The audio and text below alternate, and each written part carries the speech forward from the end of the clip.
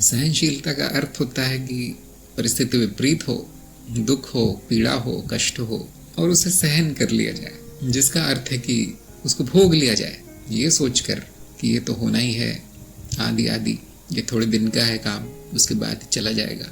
इसमें दुख होता है, इसमें पीड़ा होती है, उससे छुट्टी नहीं है। कुछ लोगों में अधिक होती है सहनशीलता, कुछ लोग सहन नहीं कर सकते, तुरंत प्रतिक्रिया कर देते हैं। और स्वीकार भाव थोड़ा सा आध्यात्मिक दृष्टिकोण है, सहनशीलता एक मानसिक योग्यता कह सकते हैं। स्वीकार भाव में ज्ञान होता है। ज्ञान क्या कहता है कि ये सब कुछ मिथ्या है, इसका दृष्टा सत्य है, जो भी पीड़ा, जो भी कष्ट, जो भी विपरीत परिस्थिति आई है, जो अनैच्छिक हो रहा है आपकी इच्छा के बिना, आपकी इच्छा के विपरीत, वो सब मिथ्या है नहीं, सपना है। और फिर भी उसको होने देना, जो आवश्यक है वो होने देना, जो आवश्यक है वो कर्म करते रहना, ये है स्वीकार भाव। सहनशीलता में हो सकता है ज्ञान ना हो, अज्ञानी भी सहनशील होते हैं, बड़ा कष्ट सहते हैं, अपमान सहते हैं, वो सह लेते हैं बेचारे, लेकिन उनमें ज्ञान होता है क्या? नहीं। स्वीकार भाव संपूर्ण चेतना में, साक्षी भाव में और संपूर्ण ज्ञान में स्वीकार लेना कि स्थिति ऐसी है, अब ऐसी घटित होने वाली है, कोई बात नहीं, होने दो, जो आवश्यक है वो मैं करूँगा, जो भी दुख होंगे कोई बात नहीं, पीड़ा होगी उसका इलाज करेंगे, बैठे नहीं रहेंगे, सहते नहीं रहेंगे। इस तरह से उसमें बुद्धिमानी भी मिली होती है स्वीकार भाव में। स्वीकार भाव का अर्थ ये नहीं कि अब हम कुछ करेंगे नहीं, तो मिलते जुलते ज़रूर हैं सहनशीलता और स्वीकार भाव, लेकिन स्वीकार भाव में ज्ञान होता है और व्यक्ति उसको, उस स्थिति को ठीक करने में जुट जाता है, पड़े नहीं रहता कि मैं तो सह लूँगा, अब नहीं, जो भी हुआ, जो भी घटना हुई, स्वीकार कर लेना, अरे चलो हो गई, अब उसके फल आ रहे हैं, तो जुट जाना है उसको ठीक करने में।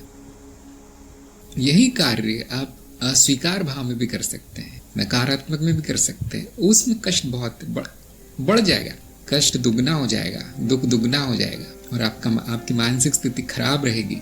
चिड़चिड़े, झगड़ा करने वाले, क्रोधित और रोने धोना, ये सब चालू हो जाएगा। करना तो वही है, आपको जो समस्या आई है उसका समाधान करना तो है ही, लेकिन फिर इस तरह से करना होगा जब आप अस्वीकार करते हैं उसको।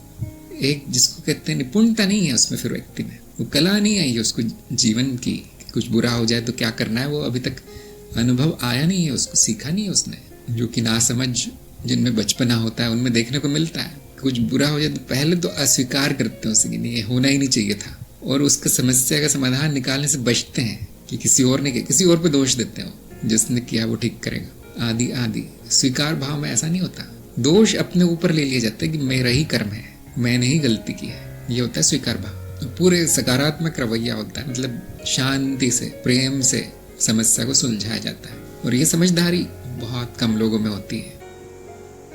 कभी कभी जब हम सहते हैं कुछ तो कोई उपाय नहीं होता है, इसलिए सहते हैं। स्वीकार भाव में भी ऐसा हो सकता है, कोई उपाय ना हो, लेकिन फिर हम उपाय करने में जुट जाते हैं, उसका सह लेते हैं, लेकिन उससे सीखते हैं कि अगली बार ऐसा नहीं करूँगा, अगली बार ये समस्या नहीं आनी चाहिए। इस तरह से हमारी प्रगति होती है, विकास होता है। स्वीकार भाव में रहकर विकास जल्दी होता है। केवल सहते रहने में कोई बुराई नहीं है, लेकिन फिर आगे कैसे बढ़ेंगे? कभी कभी आपकी सहनशीलता का लोग फायदा उठाएंगे, ये तो सह लेता है, ये तो सह लेती है, इस पर कितना भी अत्याचार करो पशु की तरह व्यवहार फिर उनका होने लगता है, ये भी सह लिया, अच्छा भी ये भी, जिसे कहते हैं ना उंगली पकड़ के कलाई पकड़ना। तो बहुत से लोग आपकी सहनशीलता का गलत फायदा उठाएंगे।